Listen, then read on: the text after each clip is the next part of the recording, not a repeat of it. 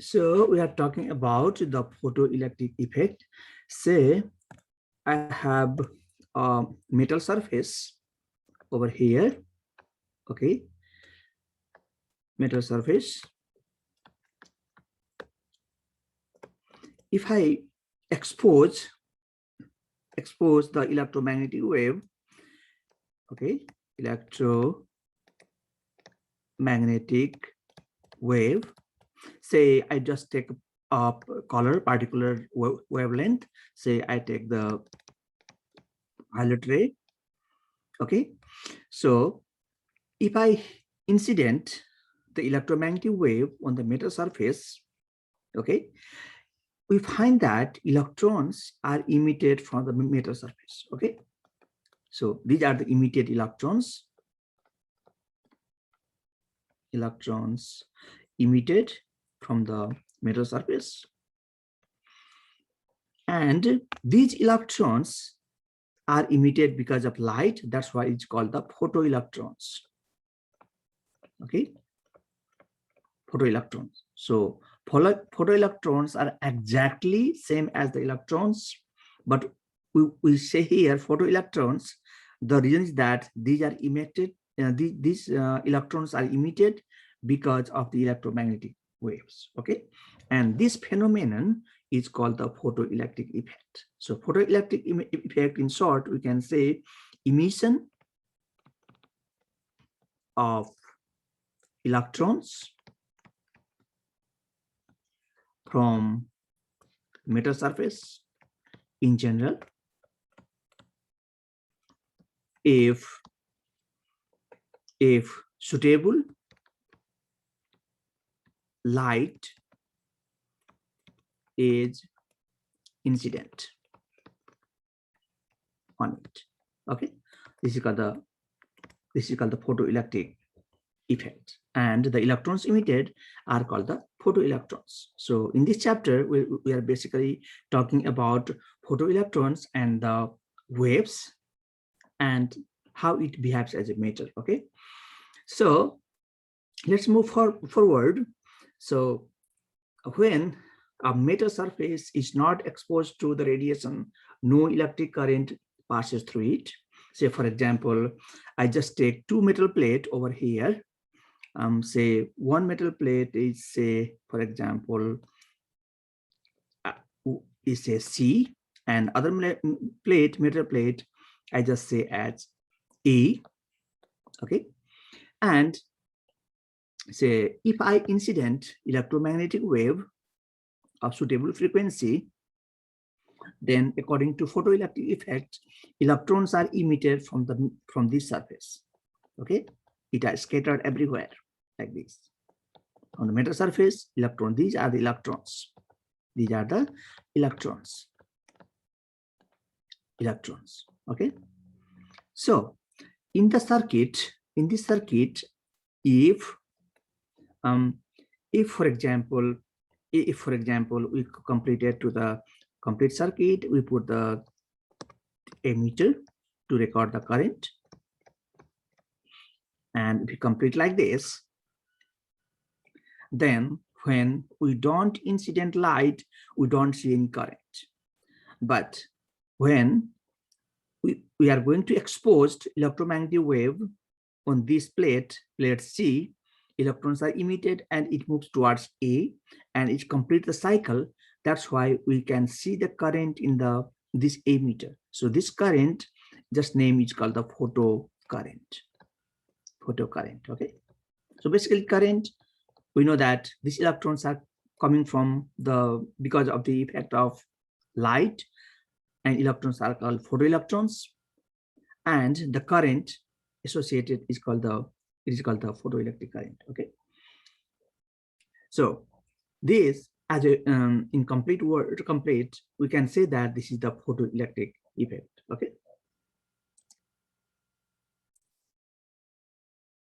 So this photoelectric effect can be explained by the Einstein's theory, okay. So photoelectric effect was explained in 1905 by the Einstein.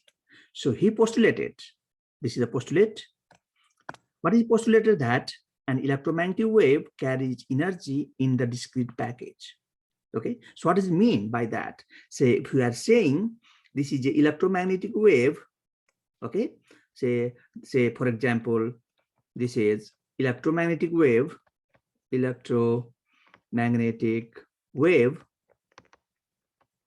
of frequency f, then we know that the relation is c equals f lambda. C the speed of light, which is equals to 3 times 10 power 8 meter per second. F is the frequency, and this lambda is the associated wavelength. Okay, this is the speed of light in air or vacuum. Okay, so this, according to this postulate, this electromagnetic wave is a packet of energy. So this means this is a wave phenomenon. It also carries energy. So each packet, so this is the packet of energy. Okay, this is the packet of energy, and each packet has energy H times F. H is the Planck's constant, F is the frequency. So each packet, could be the integral multiple of this number. Okay, so if you consider electromagnetic wave, so total energy associated will be the integral multiple of S times F. Okay, so n could be 1, it could be 1, 2, it could be 3, or it could be any integer number. Okay, so if you take just n is equal to 1, this is the energy of one photon. So this is the energy associated with a photon. Okay, so photon carries energy which equals S times F. Okay, so and electromagnetic wave consists of packet of energies. So based on this his postulate, we can define the photoelectric effect. So here we have to consider the important point is here, each photon gives away all its energy to only one electrons to the metal surface. Means it don't share energy between the electrons. So this means say we have this is the metal surface. This is the metal surface. There could be many electrons are here, a lot of thousands of, okay, millions of electrons are there. There are many electrons. So according to this postulate, if this is a photon has energy S times F, this energy only goes to one electron. So means energy is not shared between electrons. So either this energy is completely goes to this electron, or it will not share the electrons. So the postulate here is this transfer of energy from photon to electron is of the all, or is not going to share anything. Okay, so we can say that we can say like this: interaction between a photon and electron Okay, this is the guy. So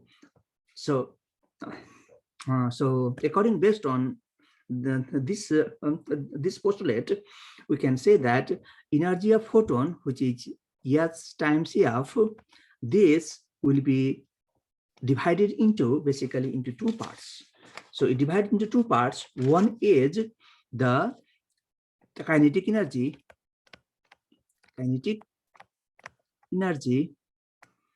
of emitted electron from metal surface. Kinetic energy of emitted electron from metal surface plus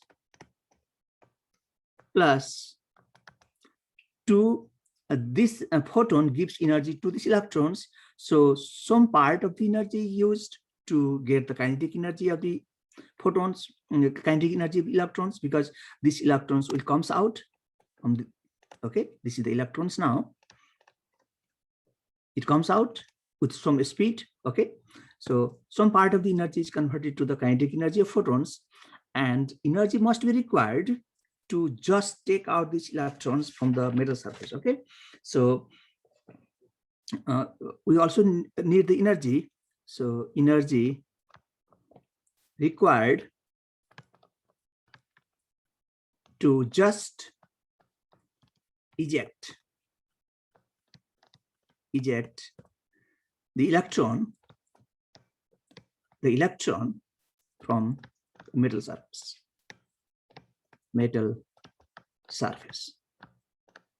Okay, so this means this has a name. This is called this energy is called the work function.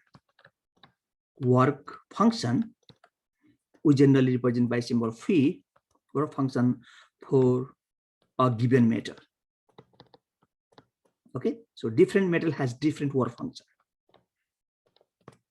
for a given metal. So this means it is, so we can write this as in the form of equation, energy of photon. Okay, so this is basically the energy of a photon,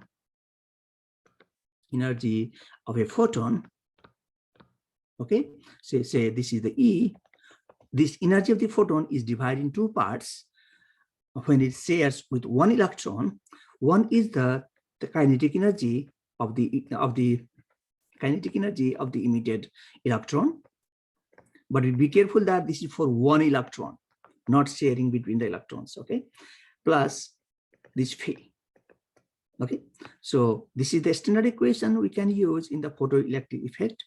And just I told that work function for a given metal is different for each metal. So for example, for sodium, this energy is 2.46.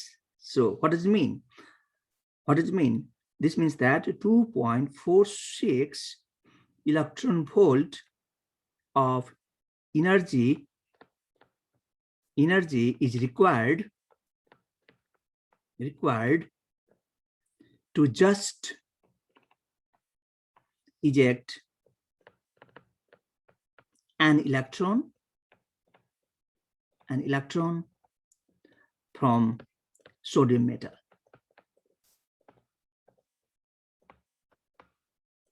Means if our energy is less than that, no electrons comes out. This means if, say for example, if energy is less than 2.46 electron volt, okay, 2.46 electron volt, no electron emitted from the sodium metal, okay. So we can say that we can write this in other words, say if the electron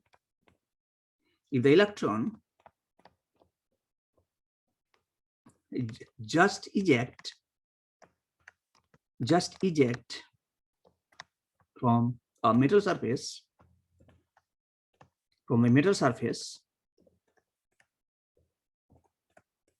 without speeding up,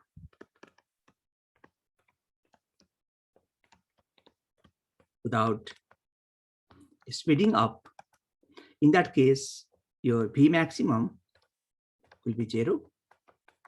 So if you plug this value over here, we can write as HF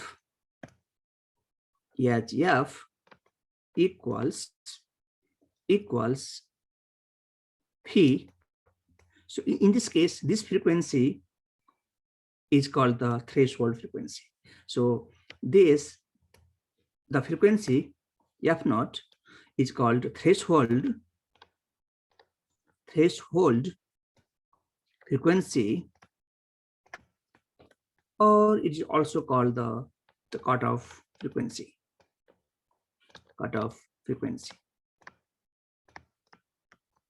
Okay, just for the note, we know that C equals F lambda, so we can write F naught lambda naught. Okay, so this is for just the note. So lambda naught is the cutoff wavelength. Okay, so we can define this threshold frequency.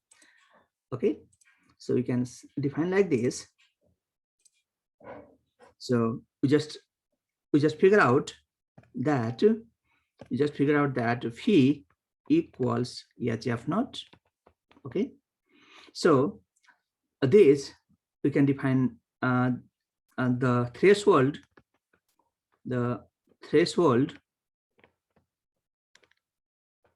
or the cutoff frequency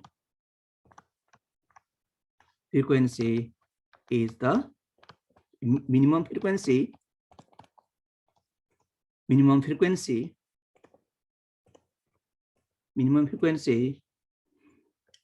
of the incident photon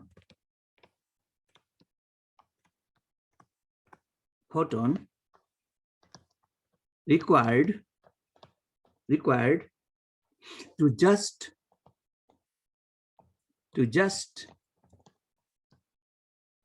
eject an electron from a metal surface.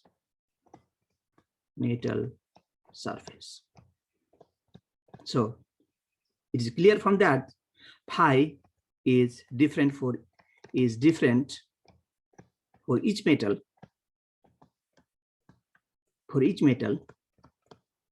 That tells you that F naught threshold frequency is also different for each metal.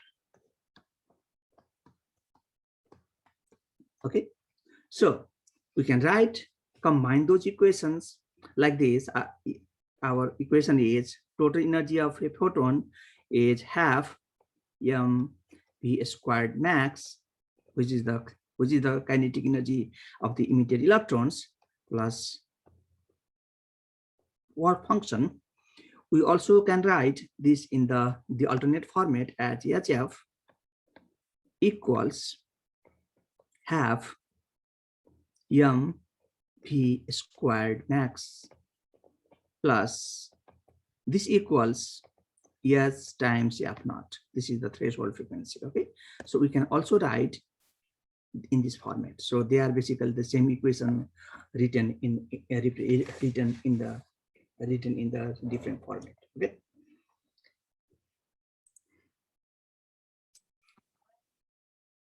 So let's draw a picture as we did before. Let's see what kind of picture we did before. So we have, okay, anode and cathode. So basically we have two plates. Okay, so let's move further. So we have two plates. One plate we say A and other plate is C.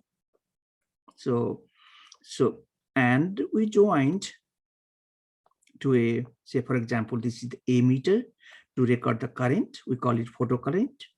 So if we just draw this picture and we hit electromagnetic wave. So this is, for example, electromagnetic wave, or we call it light. Then according to effect, photoelectric effect, electrons are emitted. So we just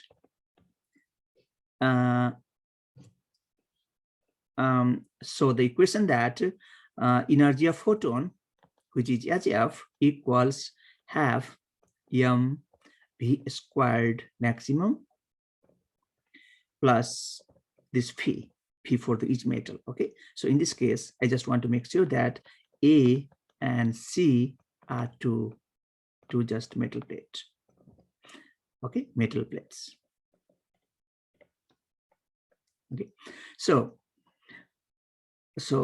we can speed up the speed speed of this electron's speed. Say, for example, it is now the electron has speed of v. This is the maximum speed in this case. Okay, so let's draw this picture slightly different. This is again metal plate A, this is metal plate C. We joined to a battery, positive terminal, and C to the battery terminal, negative. Again, if we hit the incident light, then again, as before, electrons are emitted. Okay, electrons are again emitted. So only thing will happen that from the experiment, we found that V maximum will getting the slightly increased.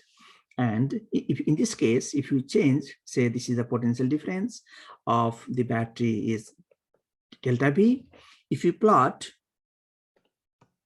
a graph of applied potential difference,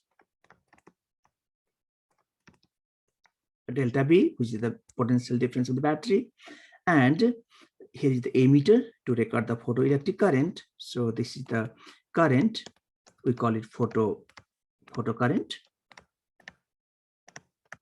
Okay, if you plot the graph, it looks like it comes to be like this.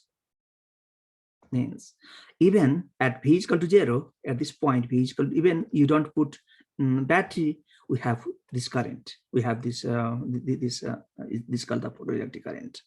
If we increase this voltage even, in this case also this P max will be increased, not too much, but by a small value. Okay, so this is the experimentally proved case, and it is explained by the Einstein's equation. Next, consider the case. What will happen? What will happen if this anode A and cathode C is joined?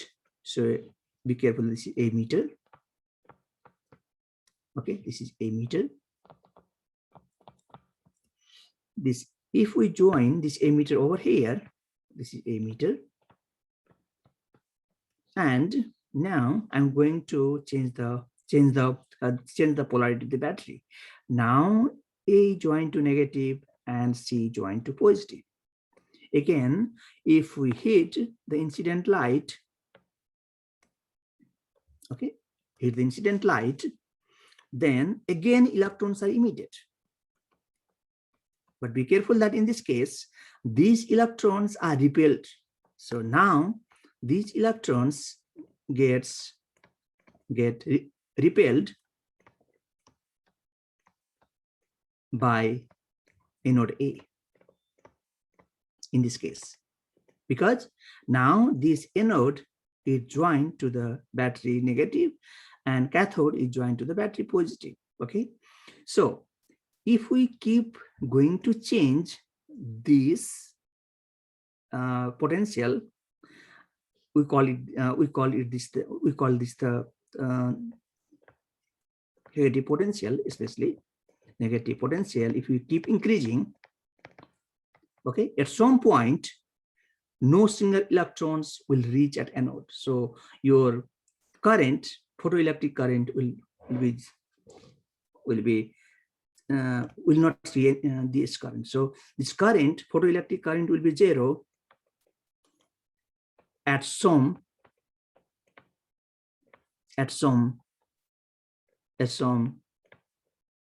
negative potential applied, and this, when the current is actually 0, means single electron will not come to A. So this potential is called the stopping potential. Okay, so this is called the stopping potential, and we represent by symbol Vs basically. Okay, but we can use any symbol. Okay, so this can be shown in actual picture just like that. Okay, so this in actuals, we don't say actual, this is the experimental setup kind of thing. In the experiment setup, you see that battery is this cathode is joined to the battery positive, and anode is joined to the battery minus polarity, okay, negative polarity. When incident light hits, electrons are emitted from cathode, but depending on this potential, it may or may not reach at the anode, okay. So the main role of stopping potential will comes like this. At some particular point, what will happen is this: maximum kinetic energy of the emitted electron. We're just taking one electron, okay. Maximum kinetic energy of the emitted electrons equals to work done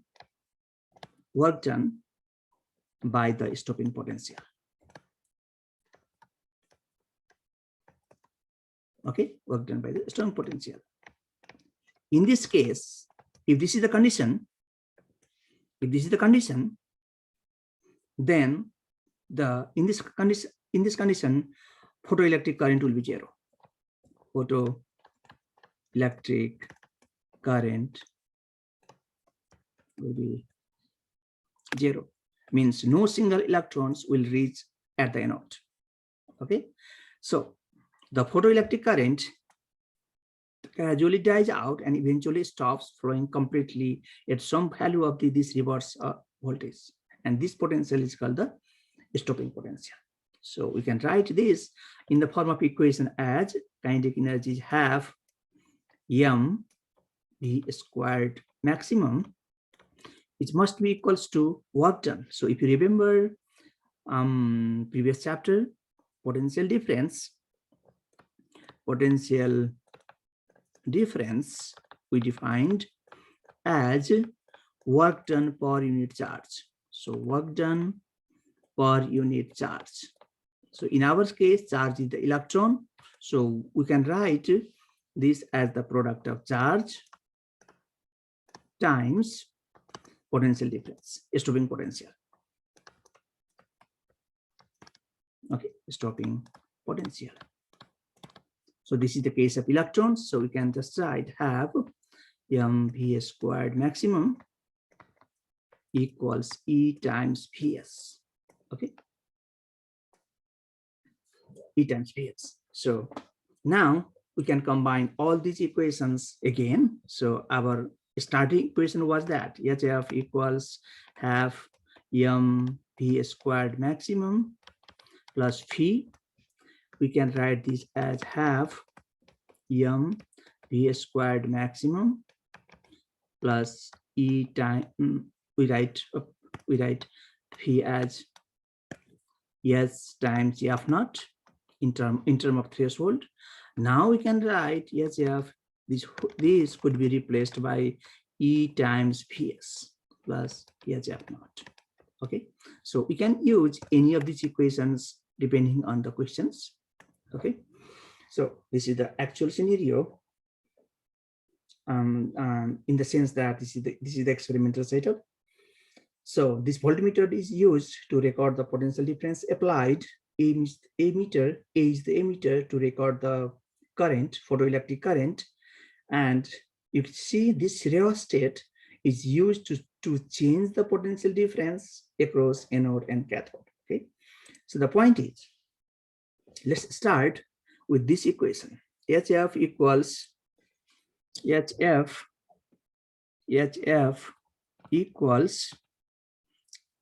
E times V naught plus HF naught. Okay, so you know that this is the kinetic energy. EVS equals HF minus HF naught. Okay, so you can compare this equation with so you know that this is the equal to work. We already know that this is equals the kinetic energy, which is half mv squared maximum. Okay, so you can compare it with equation of a straight line, which is y equals mx plus b. If you compare that, if you plot your the kinetic energy, just like EVS along y-axis, and if you plot frequency along the axis x, you see that h is this h will be the slope, and you see the y-intercept is you can see is this value hf naught. So you know that it will go like this. So slope will be h, okay, and it will cut y-intercept at this point. So this is a phi value. Phi value is hf naught. Okay, so you know that this minus comes from because of the coordinate system. Okay, so we know that in this way, but one thing should be careful that for a given metal, work function will be same, but for the different metals, work function will be different. So here, P1 is the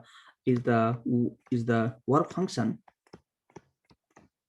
for metal first, and Phi2 is the work function for metal 2. But for both, slope will be the same. For this line, slope will also be equal to h. For this line also, slope will be equal to h, even though the work function will be different. Okay, so let's move forward. So these are the basic features of the photoelectric effect. So these things cannot be explained on the basis of the classical mechanics, means, okay? So these things cannot be explained in terms of classical mechanics. So means there is the absence of the time lag, independence of kinetic energy of photoelectrons of the intensity of the radiation, and presence of cutoff frequency. So what do you mean by the absence of the lag time?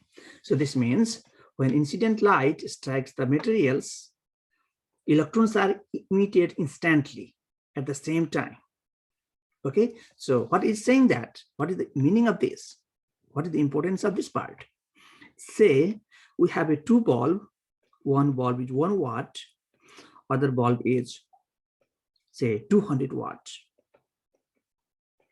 Say the frequency of both, say both has the same frequency, both emitting the light of same frequency, which is greater than the threshold frequency. If this light incident on a metal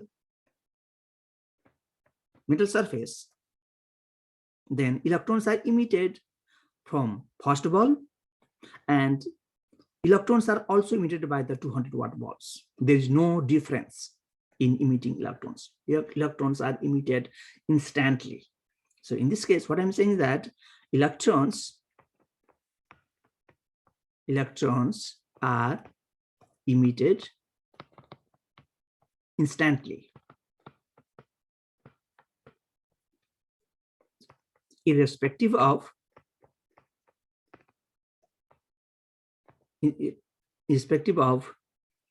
say power of each source. But the condition is that they have the frequency higher than the threshold. Under the condition,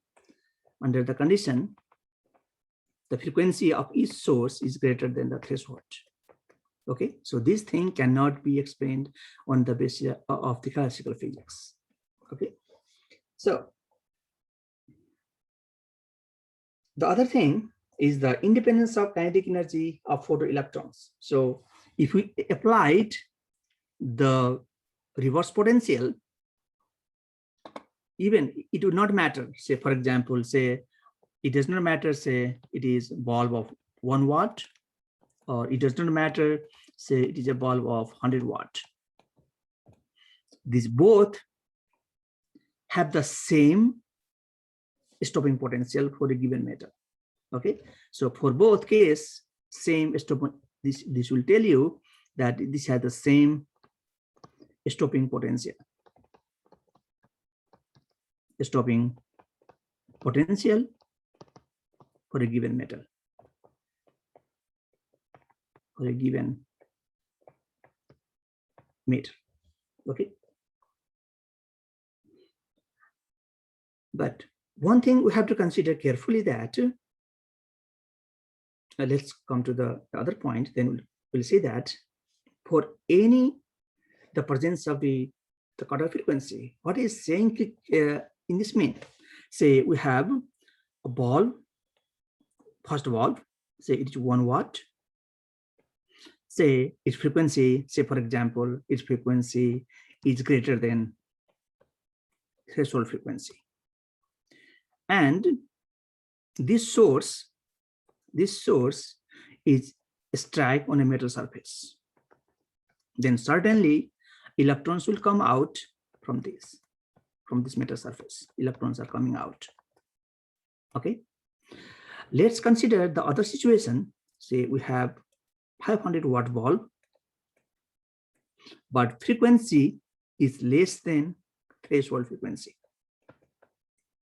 So in this scenario, if you incident the light, in this case, the incident light has frequency less than threshold frequency. So in this case, no single electron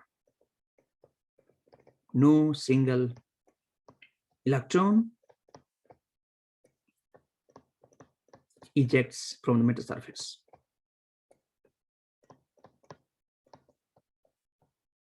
From this metal surface. So this phenomena is the quantum phenomenon. Quantum phenomenon. This can't be explained.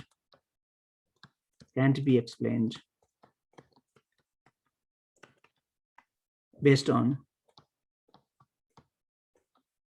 classical mechanics, classical physics. Okay, so these are the important part that we cover here. So if you understand up to this point, you can answer this question. Okay, you can answer this question. So here you can find the work function of the metal and the threshold or the cutoff frequency for the photoelectric effect.